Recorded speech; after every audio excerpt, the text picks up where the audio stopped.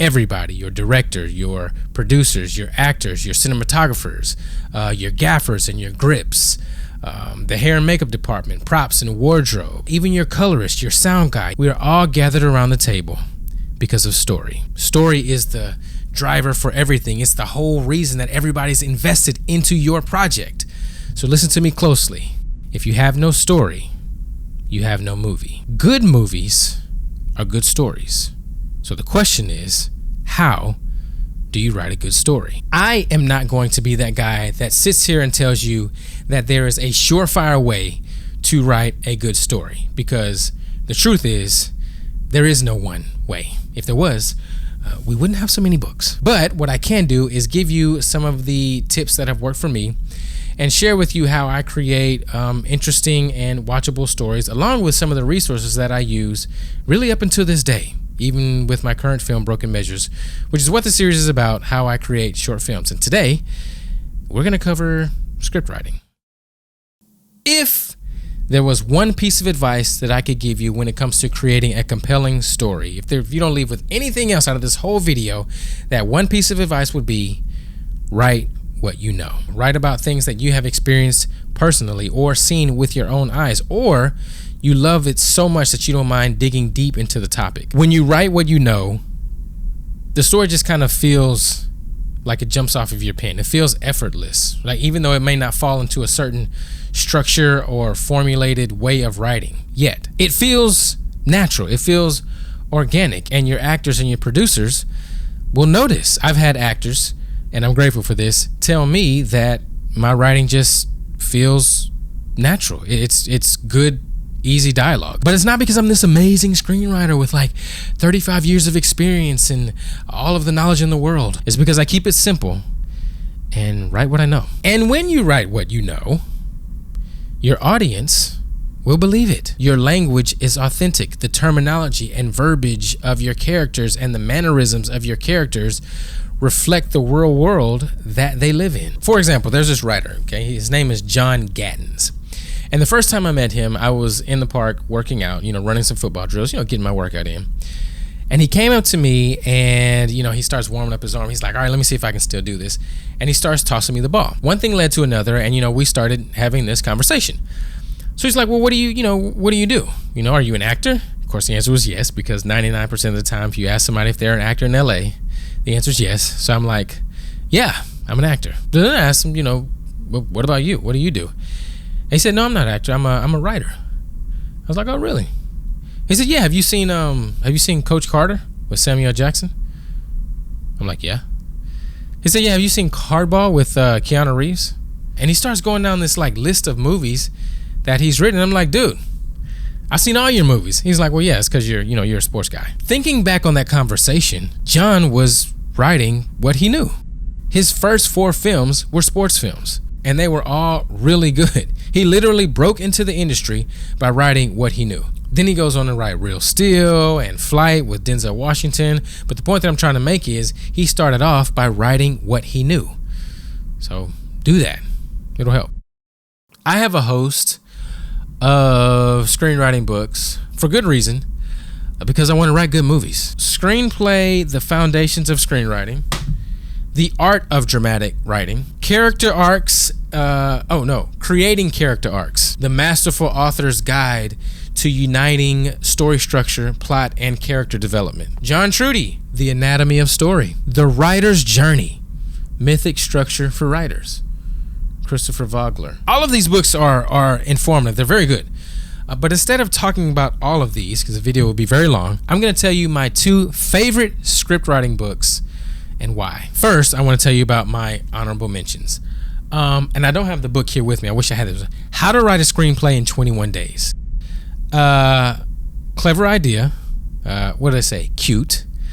But in the end, there wasn't enough. For me, anyway. There just wasn't enough meat on the bone. It's a really good book, but it just wasn't enough. I feel like this one just didn't have enough information to really inspire me to go write my script from a tools and preparation perspective. This book, Story by Robert McKee. Too much meat on the bone. Packed with information. In all honesty, this is a really, really good book to say that you have read at least once.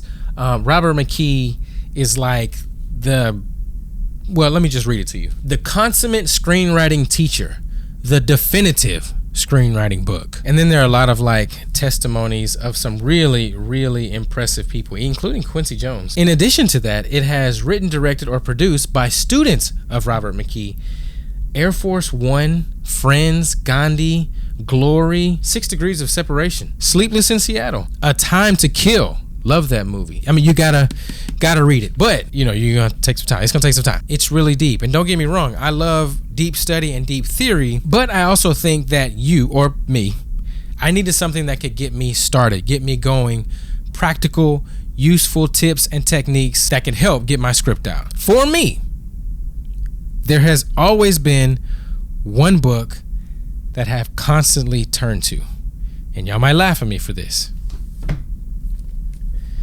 Save the Cat by Blake Snyder. The reason why is because this book gives you practical and useful information that, again, helps you push your script out. And it's going to be a good script. He just gets it. Not only does he talk about writing, he even talks about procrastination. And you and I both know, as writers, we procrastinate. But more than that, this book comes from the perspective of the average writer. Blake Snyder gives real-world examples of how Hollywood works because he was a writer in Hollywood, so he knows how the machine really works. He talks about different techniques, and he talks about like these different categories that each movie falls into, and then shows you how to write for those categories. You'll never watch movies the same because you're like, oh wait, I see it. So that's Blake Snyder, Save the Cat, number 1. Also number 1, sorry, I can't help it, The Power of the Actor. I have both editions. I still read my old edition. One day I'm gonna read the new edition. Probably the same stuff. The Power of the Actor is not a script writing book. Or is it? This book is an acting book, and it's a deep study, deep dive into her 12-step technique. Obviously named after her. It's called the Chubbuck Technique by Ivana Chubbuck. When I was in LA acting, this was the technique that literally transformed my career and effectiveness as an actor. My coach was this lady named Tasha Smith, who is also a really good actor, but she's the one who taught me this technique, and she was taught by Ivana Chubbuck. And Ivana Chubbuck is still giving, you can find her videos on YouTube. She's just an incredible acting coach. Anyway, the technique deals with characters and character objectives and overall scene objectives and the obstacles that these characters have to face in order to achieve their objective. And it all revolves around this idea that human beings naturally want to win. I want to win. You want to win. Even if you call it being selfish, we want to win. And people, the audience, is invested into characters that want to win. No one wants to show up at a theater and watch a character who is uninspired in life or doesn't want to fight for anything or doesn't want anything out of life. We want to see people fight for something. We want to see characters win, or at least go for something with the intention of winning. Same thing with a football game, right? 2 teams that are playing each other, only one is going to win, but both of them are playing to win, and that's entertaining. It's the same way in a scene. 2 characters, each with their own objective, each with something that they want out of life, or each with something that they want out of that scene, and they're both going after it with everything that they have. That's entertaining. Do you see how this can make a really good screenwriting book in a roundabout way? This technique has shaped how I write. I'm constantly thinking about what the character wants most. What do they need the most? What are the obstacles that are in my way of getting what I want? How can I raise the stakes higher? And it's all based on normal human primal needs: to find love, to get my power back, to be validated by my parents, to get revenge, to stay alive. How many great movies have we seen, and the primal objective for the main character is to live? So that's what I use.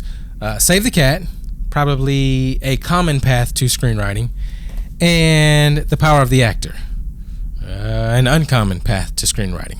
Okay, in the next one, I'm going to tell you about location scouting and how I think I'm going to start prioritizing location scouting sooner in the filmmaking process than I have in the past. And I'm going to tell you why. For now, I'm going to end the video with some quotes from another resource that I really like. It's called Screenplay Secrets, and I look at it on Instagram. And these are some quotes that are probably, help you feel better about your creative process, you as a filmmaker, you as a writer. As always, be blessed, stay inspired, and always shoot for the difference. Check these out.